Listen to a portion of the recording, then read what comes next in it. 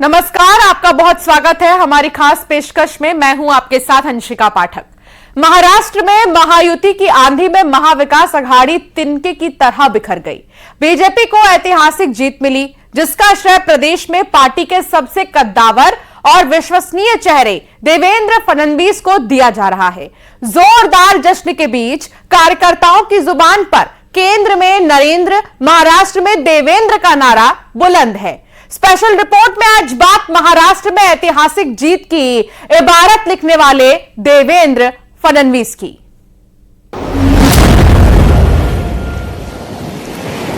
मेरा पानी उतरता देख मेरे किनारे पर घर मत बसा लेना। मेरा पानी उतरता देख मेरे किनारे पर घर मत बसा लेना। मैं समंदर हूं, लौट कर वापिस आऊंगा। चुनौतियों को मात देने में महारत। मैं आधुनिक अभिमन्यु हूँ, चक्रव्यूह को भेदना जानता हूँ। हमने चक्रव्यूह को भेदा है और ये कोई मैं पहले भी कह रहा हूँ, वापस कह रहा हूँ, इस विजय में मेरा बहुत छोटा उसमें मैं समझता हूँ कि सहभाग है। महाराष्ट्र में लिखी प्रचंड जीत की इबारत।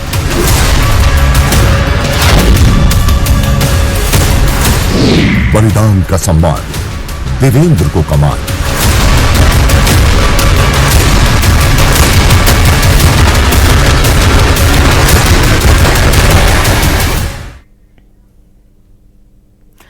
महाराष्ट्र में अभूतपूर्व जीत के बाद डेप्यूटी सीएम देवेंद्र फडणवीस ने शनिवार शाम एक संकेत दिया। उन्होंने सोशल मीडिया एक्स पर अपना ही एक पुराना भाषण पोस्ट करते हुए बास की असली उड़ान अभी बाकी है, इस पोस्ट के गहरे मायने निकाले जाने लगे हैं। आखिर क्या है वजह, देखिए इस खास रिपोर्ट में।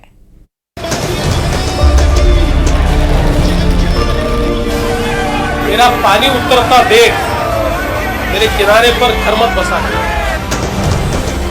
मेरा पानी उतरता देख मेरे किनारे पर घर मत बसा लेना। मैं समंदर हूं, लौट कर वापिस आऊंगा।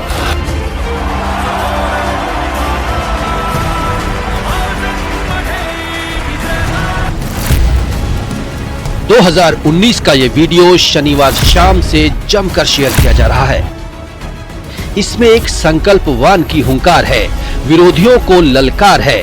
2019 में जब देवेंद्र फडणवीस ने महाराष्ट्र विधानसभा में ये शेर पढ़ा था, तब किसी ने नहीं सोचा था कि ये पंक्तियां एक दिन आश्चर्यजनक तरीके से 100% सच साबित होंगी।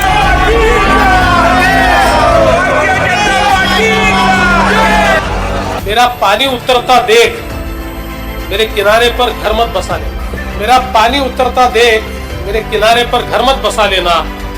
मैं समंदर हूं, लौट कर वापिस आऊंगा।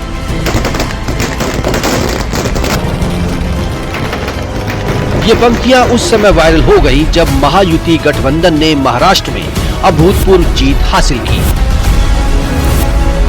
132 सीटों पर विजय पाने में कामयाब हुई बीजेपी। 2014 में 122 सीटें मिली थी। 2019 में 105 सीटें मिली थी।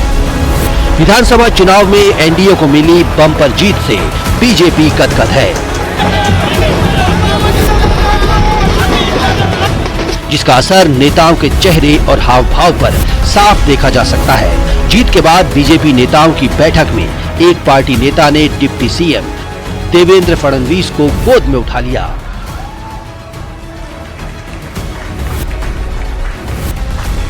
महाराष्ट्र में महायुति गठबंधन की बम्पर जीत का श्रेय पीएम नरेंद्र मोदी और देवेंद्र फडणवीस को दिया जा रहा है। एनडीए की बम्पर जीत के बाद प्रधानमंत्री नरेंद्र मोदी दिल्ली में बीजेपी हेडक्वार्टर पहुंचे और महाराष्ट्र की जनता का आभार जताया। भाजपा के, एनडीए के सभी कार्यकर्ताओं को बहुत बहुत बधाई देता हूं, उन सबका अभिनंदन करता हूं। मैं मेरे परम मित्र देवेंद्र फडणवीस जी की भी भूरी भूरी प्रशंसा करता हूं। पीएम मोदी ने देवेंद्र फडणवीस को परम मित्र भी बताया और अजित पवार और एकनाथ शिंदे की भी तारीफ की। मैं श्री एकनाथ शिंदे जी, मेरे परम मित्र देवेंद्र फडणवीस जी, भाई अजीत पवार जी, उन सब की भी भूरी भूरी प्रशंसा करता हूं। फिलहाल ये माना जा रहा है कि गठबंधन में सबसे ज्यादा स्ट्राइक रेट होने का इनाम बीजेपी को मिल सकता है और फडणवीस के सिर सीएम का ताज सज सकता है। प्रचंड जीत के बाद सीएम पद के सवाल पर सीएम एकनाथ शिंदे ने कहा कि जिसकी ज्यादा सीटें होंगी सीएम वही होगा।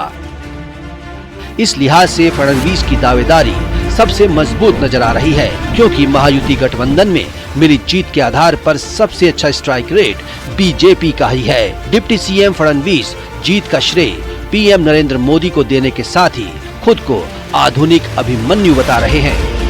ऐसा है, मैंने पहले ही कहा था कि मैं आधुनिक अभिमन्यु हूँ, चक्रव्यूह को भेदना जानता हूँ। हमने चक्रव्यूह को भेदा है और ये कोई मैं पहले भी कह रहा हूँ, वापस कह रहा हूँ, इस विजय में मेरा बहुत छोटा उसमें मैं समझता हूँ कि सहभाग है। एक ये हमारी जो पूरी टीम है, इस टीम ने इस विजय को लाया है। देवेंद्र के नेतृत्व में ये कमाल पहली बार नहीं हुआ है। 2014 में भी प्रदेश अध्यक्ष रहते हुए उनके नेतृत्व में चुनाव लड़ा गया था। तब शिवसेना से गठबंधन टूट जाने के बावजूद बीजेपी 122 सीटें जीतने में कामयाब रही थी। सूबे में पहली बार देवेंद्र फडणवीस के रूप में बीजेपी को अपना मुख्यमंत्री मिला था। वो लंबे समय बाद अपना 5 साल का कार्यकाल पूरा करने वाले मुख्यमंत्री बने और उन्हीं के नेतृत्व में 2019 का चुनाव शिवसेना के साथ लड़ा गया। तब भी बीजेपी 105 सीटें लेकर आई, मगर उद्धव ठाकरे ने बीजेपी को धोखा देकर कांग्रेस और एनसीपी के साथ मिलकर सरकार बना ली। तब विधानसभा में नेता प्रतिपक्ष के रूप में बोलते हुए फडणवीस ने कहा था, मैं समंदर हूँ, लौट कर आऊंगा। अब वही देवेंद्र रूपी समंदर मुंबई के अरब सागर के ज्वार की तरह अपने सभी विरोधियों को बहाता हुआ वापस आ गया है। ये पहला अवसर नहीं है जब देवेंद्र ने अपने विरोधियों को धूल चटाई हो। फडणवीस ने साल 2019 के चुनाव में बार बार कहा था कि मैं वापस फिर से लौट करके जरूर आऊंगा और उन्होंने अपने विरोधियों को साल 2022 में राज्यसभा चुनाव के दौरान भी इसी तरीके से धूल चटाई थी। उस राज्यसभा चुनाव में त्रिदलीय महाविकास अघाड़ी ने जबरन अपना चौथा उम्मीदवार खड़ा कर दिया था, जिसे फडणवीस ने हरा दिया। मगर असली खेला इसके बाद हुआ। विधान परिषद चुनाव समाप्त होने के बाद तब शिवसेना सरकार में वरिष्ठ मंत्री रहे एकनाथ शिंदे ने अपने 16 साथियों के साथ मिलकर उद्धव ठाकरे से बगावत कर दी, जिससे उद्धव ठाकरे की सरकार गिर गई। फडणवीस ने एकनाथ शिंदे के नेतृत्व में बीजेपी शिवसेना गठबंधन की सरकार बनवाई और केंद्रीय नेतृत्व के आदेश पर उप मुख्यमंत्री के रूप में सरकार में शामिल भी हुए। में 2023 में भी फडणवीस ने अपने फॉर्मूले के आधार पर अजीत पवार समेत 40 विधायकों को पार्टी में शामिल कर लिया और अचानक 10 मंत्रियों के साथ में शपथ ग्रहण का समारोह आयोजित हुआ। इसके बाद में ये माना जा रहा था कि फडणवीस अपने इस मिशन में कामयाब होंगे और लगातार वो संगठन के लिए काम करते रहे। अब एक बार फिर देवेंद्र फडणवीस के नेतृत्व में ही बीजेपी ने लगातार तीसरी बार 100 से ज्यादा सीटों के साथ जीत हासिल की है।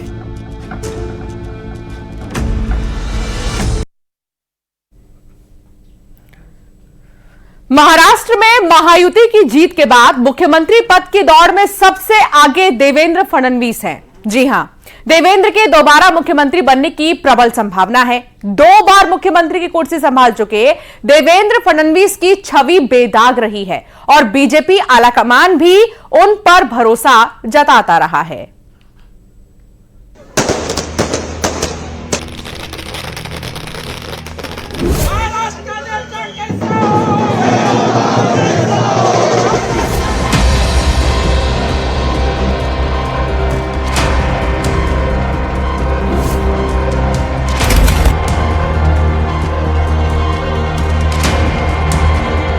महाराष्ट्र में महायुति गठबंधन को मिली बम्पर जीत के बाद नए मुख्यमंत्री को लेकर देवेंद्र फडणवीस के नाम की चर्चा तेज हो गई है।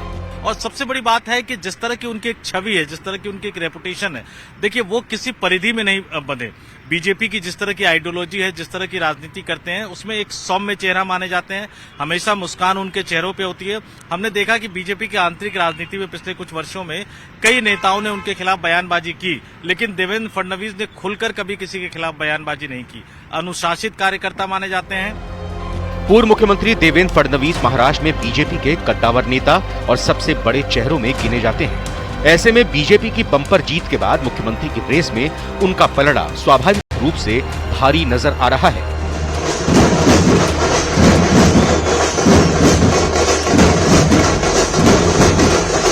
तस्वीरें उत्साह की कहानी बयां कर रही हैं। फडणवीस के राजनीतिक कौशल का बखान कर रही हैं। देखिए कैसे कार्यकर्ता हाथों में देवेंद्र फडणवीस की तस्वीर लेकर जश्न मना रहे हैं, एक दूसरे को मिठाइयां खिला रहे हैं, गुलाल उड़ा रहे हैं।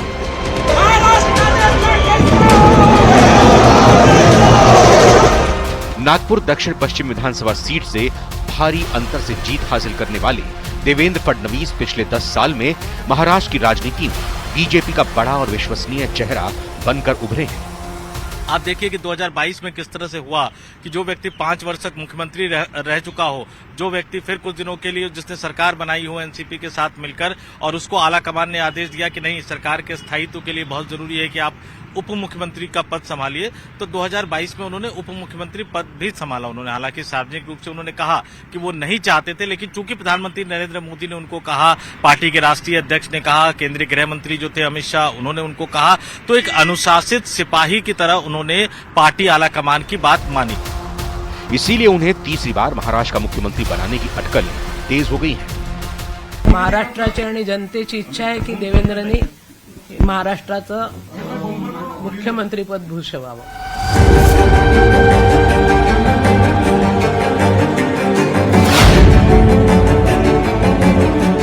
जीत के बाद फडणवीस ने अपनी मां से फोन पर बात की और उनसे आशीर्वाद दिया। उनकी मां ने उन्हें बधाई दी और अपने बेटे के लिए इसे बड़ा दिन बताया। बेशक महायुति की जीत की इबारत लिखने में सबसे महत्वपूर्ण रोल देवेंद्र का रहा, लेकिन सवाल यह है कि अप्रत्याशित कामयाबी उन्होंने हासिल कैसे की। लेकिन हैरानी तो यह है कि उन्हें अपनी जीत का पूरा भरोसा था। जब जब वोटिंग परसेंटेज बढ़ता है तो बीजेपी को ही उसका फायदा होता है। तो मैं ऐसा मानता हूं कि निश्चित रूप से ये जो बढ़ा हुआ वोटिंग परसेंटेज है, ये बीजेपी और हमारे अलायंस के लिए, महायुति के लिए ये फायदा हमको देगा और इसका फायदा हमको होगा। दुनिया ये जानना चाहती है कि आखिर उनके पास वो कौन से अमोघ अस्त्र थे जिनकी बदौलत वो चुनावी समर में अपनी पार्टी की जीत तय मानकर चल रहे थे। लोकसभा चुनाव में उम्मीद के मुताबिक कामयाबी नहीं मिलने के बाद बीजेपी ने अपनी हार के कारणों की समीक्षा की। आरएसएस और बीजेपी कार्यकर्ताओं के साथ बैठकें करके कमियों को दूर करने की रणनीति बनाई गई। लोकसभा चुनाव के तुरंत बाद आए राज्य सरकार के बजट में माझी लाड़की बहिन सरीखी कई कल्याणकारी योजनाएं लागू की गई। ओबीसी के अपने प्रतिबद्ध मतदाताओं को जोड़ने पर ध्यान दिया। इस बार बीजेपी का अपने साथी दलों से सीट समझौता जल्द ही हो गया, जिससे आपस में कोई तकरार नहीं सुनाई दी। अब आप देखिए कि कई तरह के नारे लगे थे। योगी आदित्यनाथ ने किस तरह से जाके चुनाव प्रचार किया, बटेंगे तो कटेंगे। इसी आक्रामक अंदाज में कई चुनावी रैलियों में देवेंद्र फडणवीस ने भी हमला बोला था, ओवैसी पे उन्होंने हमला बोला था। लेकिन उनकी जिस तरह की एक छवि है, उस विचारधारा से जुड़े होने के बाद ये एड ऑन करता है ये उनको। और इस बार जो बम्पर जीत है, भाजपा के इतिहास में पहली बार बीजेपी को इतनी सीट मिली है। जो स्ट्राइक रेट रहा है 90% से ज्यादा, उन्होंने एक तरह से साबित कर दिया है कि महाराष्ट्र में बीजेपी के सबसे बड़े लोकप्रिय और एकमात्र वो चेहरे हैं। और एक और बात है जो खास बात बीजेपी में मनाती है, हमने देखा कई तरह की खबरें आती थी कि किस तरह से उनके रिश्ते विनोद तावड़े के साथ है। वो खुद विनोद तावड़े के घर गए इस बार। कई अन्य नेता जो नाराज हो गए थे, जिन्होंने ताल ठोक दी थी विधानसभा चुनाव में, उनको मनाने के लिए उनके घर गए।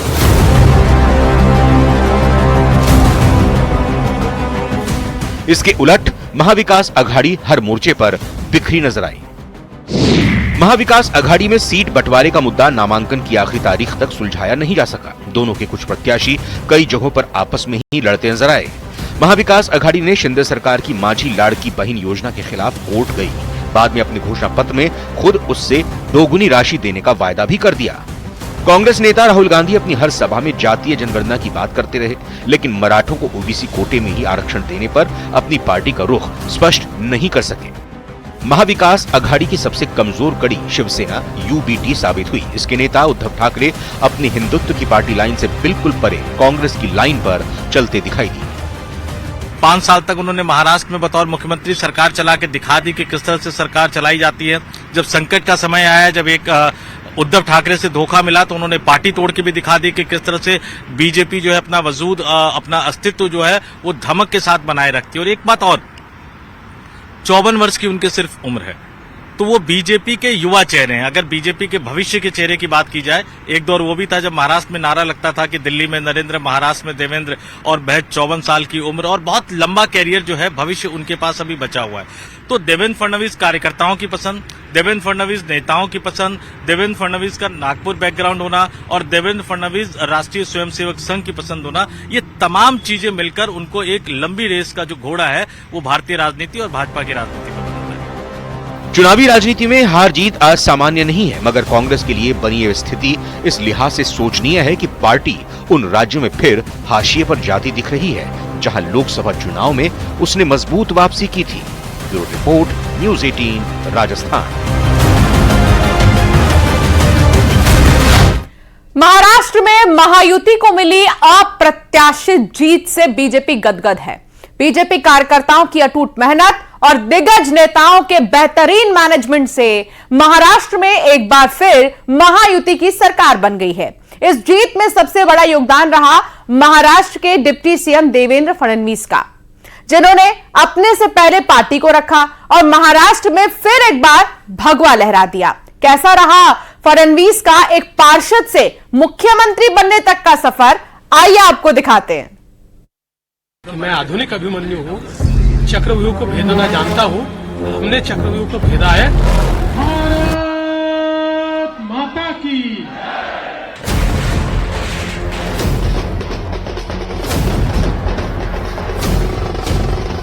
महाराष्ट्र में बीजेपी की जीत असाधारण है और कई मायनों में खास भी है।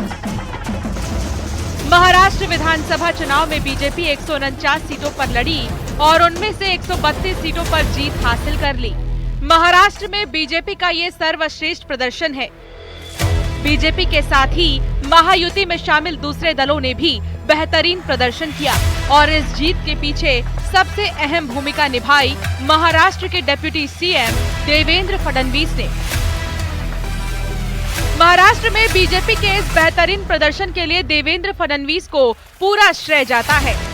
अपने से पहले पार्टी को रखकर फडणवीस ने जो मेहनत की, उसका फल कल नतीजों में देखने को मिला।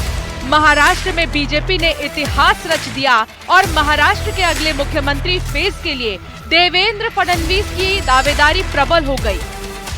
माइथोलॉजी में समुद्र मंथन की कहानी है। ऐसा कहा जाता है कि समुद्र मंथन में निकले विष को भगवान शिव ने पिया था, जिससे उनका कंठ नीला हो गया था और उन्हें नीलकंठ कहा जाने लगा। भगवान शिव का ये बलिदान हमेशा याद रखा जाता है और ऐसा ही एक त्याग किया था देवेंद्र फडणवीस ने। जब महाराष्ट्र के मुख्यमंत्री रहते हुए बीजेपी को सत्ता में रखने के लिए खुद विष का घूंट पीकर एकनाथ शिंदे को अपनी कुर्सी दी, साथ ही पहले ऐसे नेता बने जो पहले मुख्यमंत्री रहे फिर डिप्टी सीएम। तारीख थी 30 जून 2022। फडणवीस महाराष्ट्र के मुख्यमंत्री रह चुके थे, लेकिन उन्होंने एकनाथ शिंदे की सदारत मंजूर की और इसी तारीख को डिप्टी सीएम की शपथ ली। सियासत में ये पहली बार हुआ जब मुख्यमंत्री रहने वाले नेता ने डिप्टी सीएम की शपथ ली।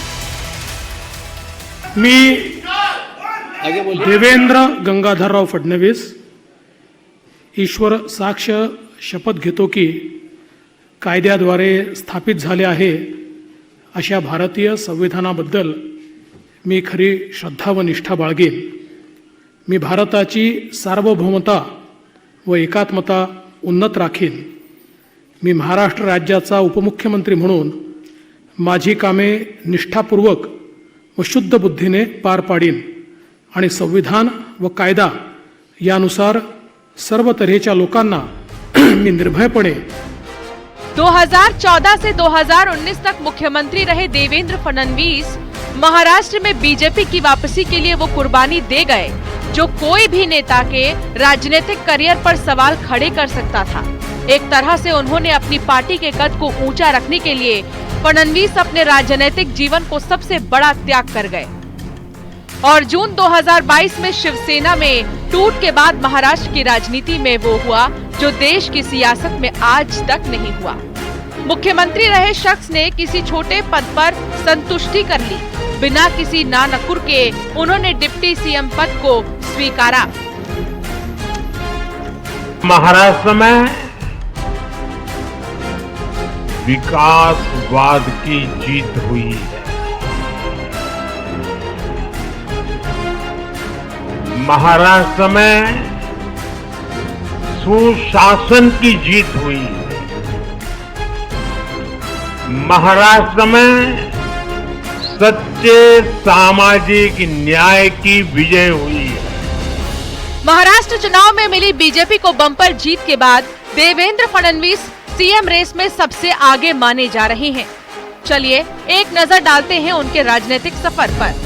कैसे नागपुर का एक पार्षद राजनीति के इतने बड़े मुकाम तक पहुंचा। 22 जुलाई 1970 को जन्मे फडणवीस को शुरू से ही इंदिरा गांधी पसंद नहीं थी। अपने पिता से सियासत का गुण सीखे देवेंद्र को आपातकाल में पिता की गिरफ्तारी के बाद से इंदिरा गांधी से नफरत हो गई थी। 1975 में फडणवीस के पिता को गिरफ्तार किया गया। इंदिरा गांधी नाम से बने स्कूल में पढ़ाई से मना कर दिया। प्राथमिक शिक्षा सरस्वती शिशु मंदिर से पूरी की। धर्मपीठ जूनियर कॉलेज से 12वीं पास की। नागपुर से लॉ की डिग्री के बाद बिजनेस मैनेजमेंट की पढ़ाई की। बर्लिन से प्रोजेक्ट मैनेजमेंट का कोर्स किया। देवेंद्र के नाम सबसे कम उम्र के मेयर बनने का रिकॉर्ड भी है। 2 बार नागपुर म्युनिसिपल कॉर्पोरेशन में कॉर्पोरेटर चुने गए।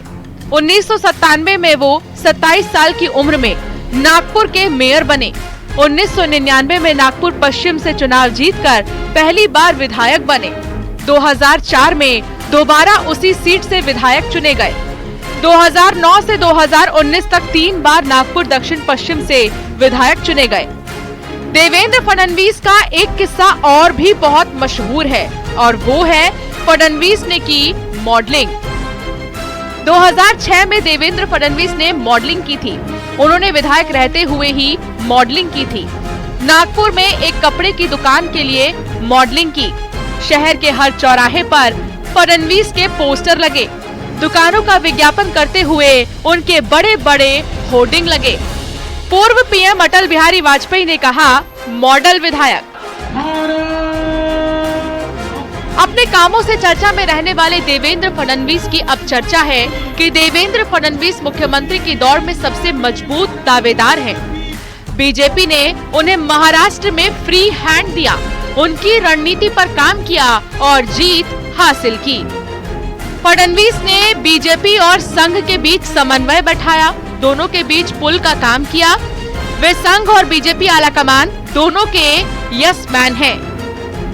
उनके पास पहले से ही सूबे को चलाने का अनुभव है और ये सारी खूबियां उनके सीवी को मजबूत करती हैं। 2022 में फडणवीस ने जो जहर का घूंट पिया था, अब उन्हें उसका फल मिल सकता है। जय भवानी एक है तो आज महाराष्ट्र में झूठ, छल, फरेब बुरी तरह हारा है। पीएम मोदी ने भी महाराष्ट्र फतह करने के बाद जो जीत का भाषण दिया, उसमें बार बार पार्टी की ज्यादा सीटों की बात कही। बाळासाहेब ठाकरे ऐसे महान व्यक्तित्वों की धरती ने इस बार पुराने सारे रिकॉर्ड तोड़ दिए। इससे संकेत मिलते हैं कि सूबे का अगला मुख्यमंत्री भाजपा से हो सकता है। Bureau report, news 18। मैं आधुनिक अभिमन्यु हूँ, चक्रव्यूह को भेदना जानता हूँ। हमने चक्रव्यूह को भेदा है। और हमारे स्पेशल रिपोर्ट में फिलहाल इतना ही। आप बने रहिए न्यूज़ 18 के साथ।